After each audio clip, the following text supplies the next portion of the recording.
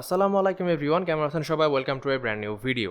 Mid বাজেটে যারা PC build করতে চান তাদের পছন্দের লিস্টে দুইটা প্রসেসর দেখা যায়। যদি গ্রাফিক্স কার্ড ছাড়া বিল্ড হয়ে থাকে তাহলে রাইজেন 5 5700G আর আরেকটা হচ্ছে ইন্টেল i5 13400। এই দুইটা প্রসেসরে রয়েছে ইন্ডিকেটেড গ্রাফিক্স, যে কারণে জিপিইউ ছাড়া বিল্ডে এই প্রসেসর দুটাই সবাইকে সিলেক্ট করতে দেখা যায়।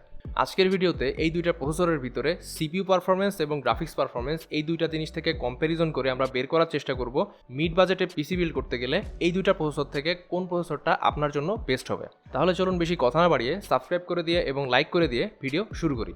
প্রথমেই বলে রাখি, রাইজেন 5 5700G এর স্টারটেক অনলাইন প্রাইস রয়েছে বর্তমানে 20,000 টাকা। অন্যদিকে ইন্টেল i5 13400 এর অনলাইন প্রাইস রয়েছে 26,400 টাকা। প্রথমেই সিপিইউ কম্প্যারিজন দিয়ে শুরু করা যাক। 5700G তে রয়েছে 8 কোর 16 থ্রেড। অন্যদিকে ইন্টেল i5 13400 এ রয়েছে 10 কোর 16 থ্রেড। এখানে বলে রাখা ভালো যে মেইন কোর থাকছে 6টা এবং থ্রেড থাকছে 12টা, কিন্তু এর সাথে ইফিসিয়েন্সি কোর থাকছে 4টা এবং থ্রেড থাকছে 4টা। এই জন্য টোটাল হয়েছে 10 কোর 16 থ্রেড। এখানে দুইটা প্রসেসরের টোটাল কোর কাউন্ট যদি খেয়াল করেন তাহলে দেখবেন ইন্টেল প্রসেসরটার কোর কাউন্ট বেশি রয়েছে, যে কারণে যদি আপনার প্রফেশনাল ওয়ার্কলোড রিলেটেড কাজ হয়ে থাকে তাহলে আপনি পারফরমেন্স বেটার পাবেন এমডির তুলনায়। কিন্তু যদি আবার গেমিংয়ের কথা চিন্তা করি, সেই দিকে আমরা জানি যে সিঙ্গেল কোর পারফরমেন্স বেশি দরকার হয় গেমিংয়ের জন্য। 8টা মেইন কোর থাকার কারণে 5700G তে আপনি গেমিং পারফরমেন্স বেটার পাবেন সিপিইউর দিক থেকে বিবেচনা করলে। এবার যদি ক্লক স্পিডের দিকে লক্ষ্য করি তাহলে দেখতে পাবো 5700G তে রয়েছে 3.8 থেকে 4.6 পর্যন্ত ক্লক স্পিড। আবার ইন্টেল প্রসেসরটাতে রয়েছে 2.5 থেকে 4.5 পর্যন্ত। ক্লক স্পিডের দৌড়ে একটু হলেও রাইজেন 5 5700G এগিয়ে থাকবে, যদিও যেটা আপনি ডে টু ডে ইউজে ততটা অনুভব করতে পারবেন না। 5700G তে L3 ক্যাশ মেমোরি রয়েছে 16 মেগাবাইট। অন্যদিকে ইন্টেল 13400 এ ক্যাশ মেমোরি রয়েছে 20 মেগাবাইট। এদিক থেকেও কিন্তু ইন্টেল এগিয়ে থাকছে। 5700G সাপোর্ট করবে DDR4 পর্যন্ত, অন্যদিকে আপনার 13400 প্রসেসরটা সাপোর্ট করে DDR5 পর্যন্ত। এটা কিন্তু একটা বড় জাম্প। DDR4 এর হাইয়েস্ট মেমোরি স্পিড হচ্ছে 3200 মেগাহার্টজ, যেখানে 13400 DDR5 এ হাইয়েস্ট 4800 মেগাহার্টজ পর্যন্ত সাপোর্ট করবে। এখানে কিন্তু আপনার র্যামের পারফরমেন্স অনেকটাই ইনক্রিজ করবে DDR5 যদি আপনি শিফট করেন তাহলে। বলে রাখা ভালো যে AMD প্রসেসরটা দিয়ে বিল্ড করলে শুধুমাত্র DDR4 ইউজ করতে পারবেন, কিন্তু ইন্টেল প্রসেসরটা দিয়ে বিল্ড করলে আপনার পছন্দ মতো DDR4 দিয়ে বিল্ড করতে পারেন এবং পরবর্তীতে DDR5 এ আপগ্রেড করতে পারেন, অথবা যদি আপনি চান একদম প্রথম থেকেই DDR5 দিয়ে বিল্ড করতে পারবেন ইন্টেল 13400 দিয়ে। এই প্রসেসর দুইটা সবথেকে বড় পার্থক্য যেখানে লক্ষ্য করবেন সেটা হচ্ছে PCIe সাপোর্ট।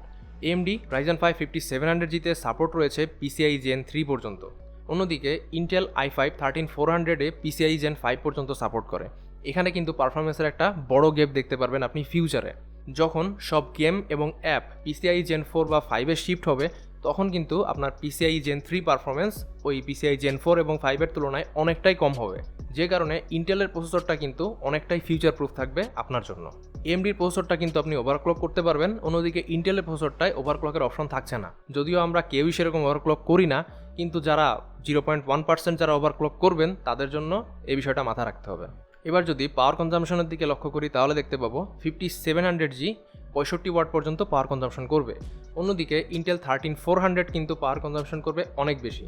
এটার হাইয়েস্ট টিডিপি হচ্ছে 154 ওয়াট, যেটা কিনা আপনার বিদ্যুৎ বিলে কিন্তু প্রভাব ফেলতে পারে। যদি বিদ্যুৎ বিল নিয়ে আপনি টেনশনে থাকেন তাহলে এই জিনিসটা অবশ্যই মাথায় রাখবেন। এই প্রসেসর দুইটার যে সিপিইউ কম্প্যারিজন করলাম সেখান থেকে যে কনক্লুশনে আমরা আসতে পারি সেটা হচ্ছে প্রফেশনাল ওয়ার্কলোডের ক্ষেত্রে ইন্টেল i5 13400 এই প্রসেসরটা আপনাকে AMD রাইজেন 5 5700G এর থেকে অনেকটাই বেটার সাপোর্ট দিবে। অন্যদিকে এই মুহূর্তের গেমিংয়ের কথা যদি আপনি চিন্তা করেন তাহলে কিন্তু সিঙ্গেল কোর পারফরমেন্সের কারণে 5700G এর থেকে আপনি গেমিং পারফরমেন্স বেটার পাবেন। শুধুমাত্র সিপিইউর ক্ষেত্রে আমি বলতেছি, এখনও কিন্তু জিপিইউ কম্প্যারিজন করি নাই। সিপিইউ ওয়ার্কলোড রিলেটেড কাজগুলোর জন্য ইন্টেল প্রসেসরটা বেটার হবে, আর বর্তমান মানে এই মুহূর্তে যে গেমগুলো আমরা রেগুলার খেলি সেইগুলোর জন্য সিপিইউ পারফরমেন্সের থেকে বেটার সাপোর্ট দিবে হচ্ছে আপনার রাইজেন 5 5700G। এবার কম্পেয়ার করব গ্রাফিক্স পারফরমেন্স। 5700G তে রয়েছে AMD Radeon Vega 8 গ্রাফিক্স। অন্যদিকে ইন্টেল প্রসেসরটিতে রয়েছে ইন্টিগ্রেটেড গ্রাফিক্স হিসেবে ইন্টেল UHD 730। এই আইজিপিইউ দুইটার ক্লক স্পিডের দিকে খেয়াল করলে দেখতে পাবেন Vega 8 এ ক্লক স্পিড থাকবে 2000 মেগাহার্টজ পর্যন্ত। অন্যদিকে ইন্টেল UHD 730 তে ক্লক স্পিড থাকবে 1550 পর্যন্ত। এদিক থেকে কিন্তু AMDর Vega 8 অনেকটাই এগিয়ে থাকে। আবার যদি শেডিং ইউনিটের দিকে লক্ষ্য করেন তাহলে দেখতে পাবেন যে Vega 8 এ রয়েছে 512 শেডিং ইউনিট। অন্যদিকে ইন্টেল UHD 730 তে রয়েছে অনলি 192টি শেডিং ইউনিট। এদিক থেকেও কিন্তু অনেকটাই বেটার পারফর্ম করবে Vega 8 আইজিপিইউ। অন্যদিকে যদি আপনি আবার বেঞ্চমার্ক খেয়াল করেন তাহলেও দেখতে পাবেন যে বর্তমান যে গেমগুলো রয়েছে সেগুলোতে 13400 এর তুলনায় AMD Ryzen 5700G কিন্তু বেটার পারফর্ম করে, বিকজ এই ভেগা 8 গ্রাফিক্সটা কিন্তু ইন্টেল USD 730 তুলনায় বেশ কিছুটা পাওয়ারফুল। এই গ্রাফিক্স কম্পারিজন থেকে আমরা দেখতে পাচ্ছি IGPUর দৌড়ে এই দুইটা প্রসেসরের ভিতরে AMD প্রসেসরটাই কিন্তু এগিয়ে থাকবে। এইবার এই CPU কম্পারিজন এবং GPU কম্পারিজন এই দুইটার উপরে বেস করে যদি আমরা কনক্লুশন নিয়ে কথা বলি, তাহলে এখন যদি আপনি মিড বাজেটে পিসি বিল্ড করেন, এই Ryzen 5 5700G অতটা সেন্স মেক করে না, because of Gen 3 support, PCIe Gen 3 support.